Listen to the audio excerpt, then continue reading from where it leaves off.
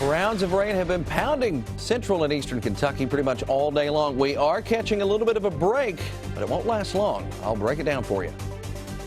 As the rain keeps falling, rivers and streams are rising, and so are the fears of flooding in some communities. We'll take you to one county worried about high water. And the Cats are celebrating today as Coach John Calipari and a lot of players are honored for their undefeated regular season. Tracking, alerting, protecting. This is WKYT News at 4. Good afternoon, I'm Jennifer Palumbo. Heavy rain is causing issues in parts of the Bluegrass today. Wet roads are blamed for several crashes, including this one in Montgomery County this morning. The sheriff says a UPS tractor trailer carrying hazardous materials overturned on Highway 11 and part of the road collapsed. And this afternoon, flooding is also a concern. Meteorologist Jim Caldwell is tracking the threat on First Alert Defender. Jim? And there is plenty of water showing up on Defender out there today has been for most of the day, and it's still out there now. Some of us are about to catch a little break, though. Let's check it out on Kentucky's most powerful live Doppler. That's Defender, and you see it right there.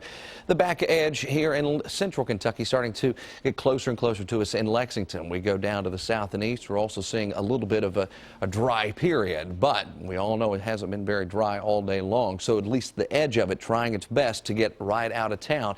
We'll still have some lingering showers, but as far as the steady rainfall is concerned, we're about to get rid of that for a little while.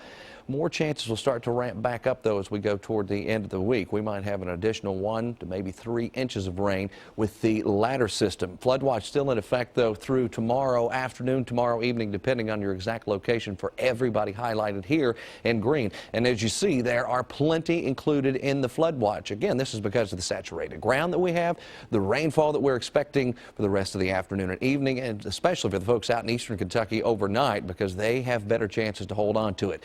So showers around at 7 o'clock. Temperatures are fine, though, around 53, which is where we are now. And then you see a stray chance possible at 9. Mostly cloudy at 11 with rain lingering in eastern parts of the Commonwealth. We'll take a closer look at all of it coming up for you.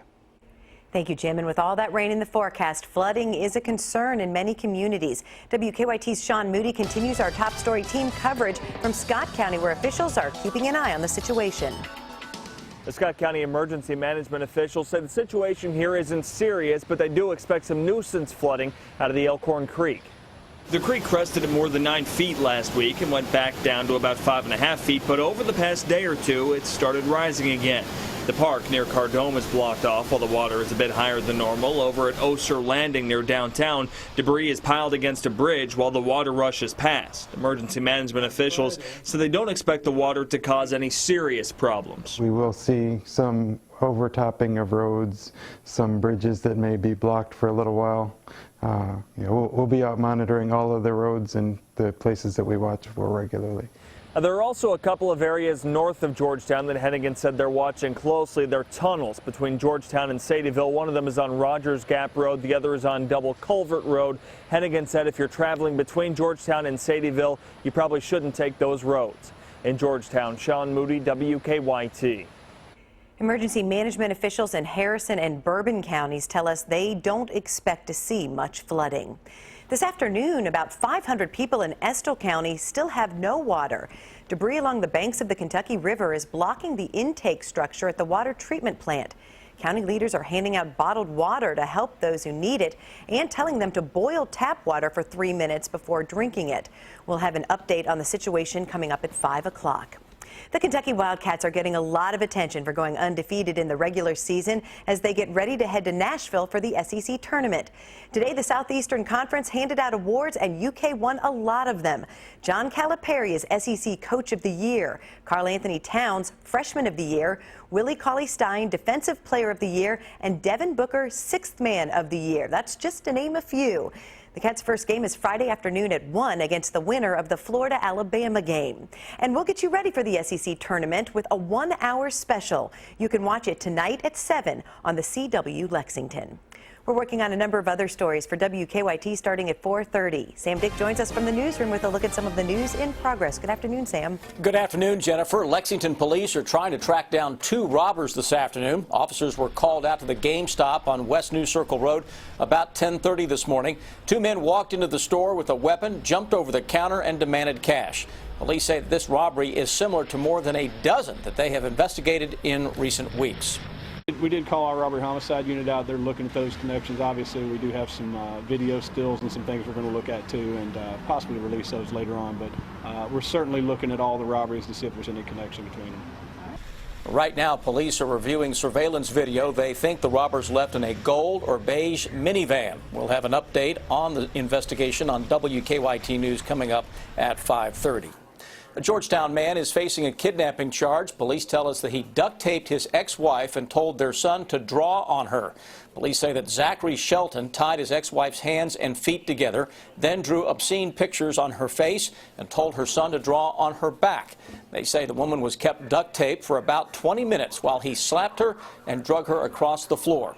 Shelton admitted to duct taping the woman but told police it was all in good fun. We'll have the latest on this story coming up on WKYT News at 6 o'clock. And that's a quick look at some of the news in progress. Jennifer, back to you. Thanks, Sam. Now the story is making headlines across the nation at 4. Hillary Clinton broke her silence today on the scandal surrounding her use of a private email address while she was serving as Secretary of State. Clinton held a brief news conference today after she spoke at the United Nations. She said using her personal email was a matter of convenience, that she thought it would be easier to carry one device, and that it was allowed under the rules of the State Department. The possible 2016 Democratic presidential candidate has been under pressure to explain her use of a private account instead of a government one. She has since handed over 55,000 pages of emails to the State Department. 300 were sent to the committee investigating the 2012 Benghazi attacks. Kentucky Senator Rand Paul has unveiled a bipartisan bill to remove federal regulations on medical marijuana. The Republican is sponsoring the measure with Democrats Cory Booker and Kirsten Gillibrand. The bill would make it easier to transport some marijuana between states, as well as broaden access to cannabis for research purposes. It would only affect states where medical marijuana is already legal. 23 states and the District of Columbia have laws that allow the drug for medical purposes. Follow WKYT online at WKYT.com. Join the conversation on Twitter and become a part of the WKYT Facebook family.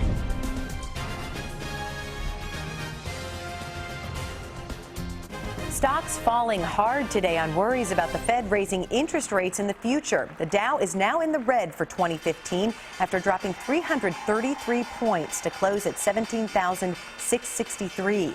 The Nasdaq lost 83 and the S&P 35. If you feel like your space is shrinking at work, you're probably right.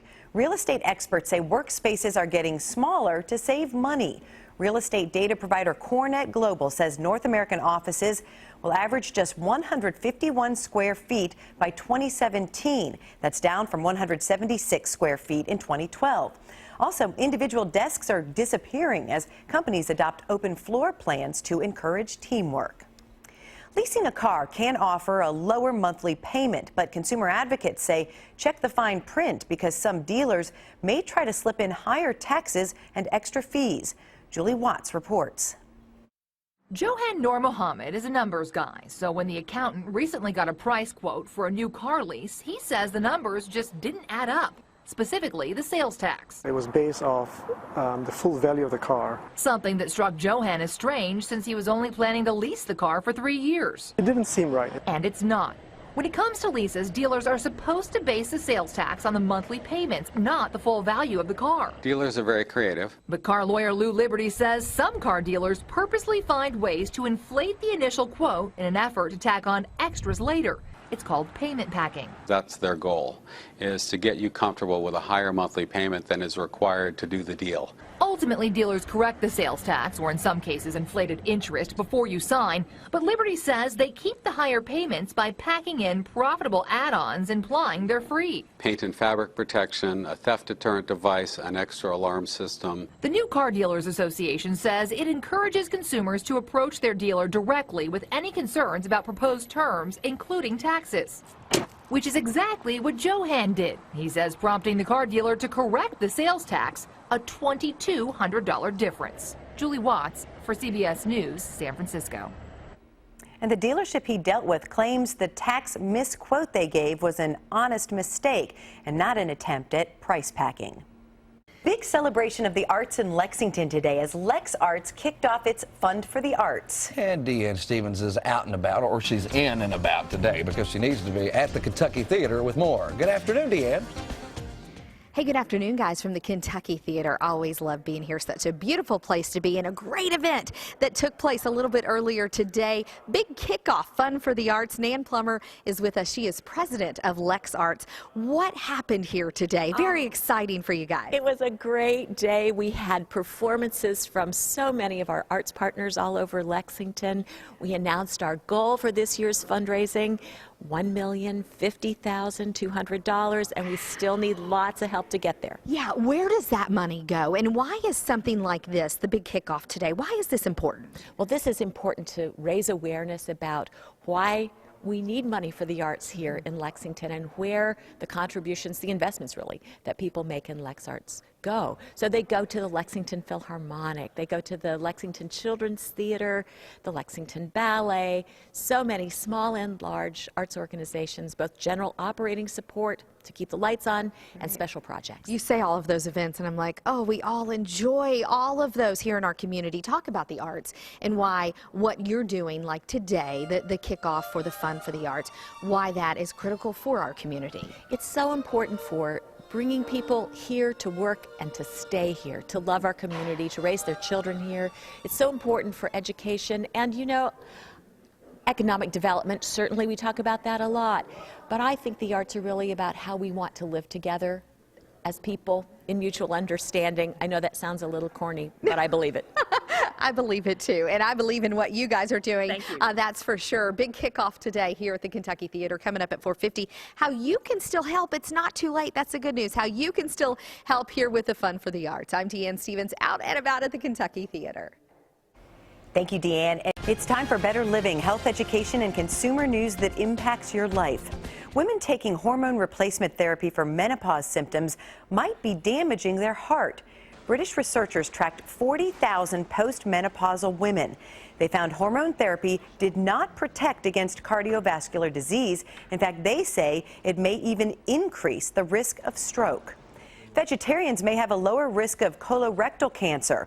Researchers in California reported vegetarians had a 22% lower risk of all colorectal cancers compared to non-vegetarians.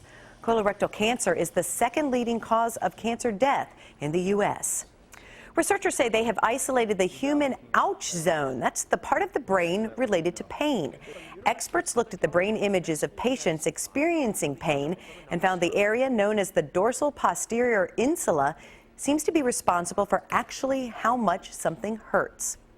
Pre-orders for the new Apple Watch start April 10th, and you can pick it up in stores on April 24th.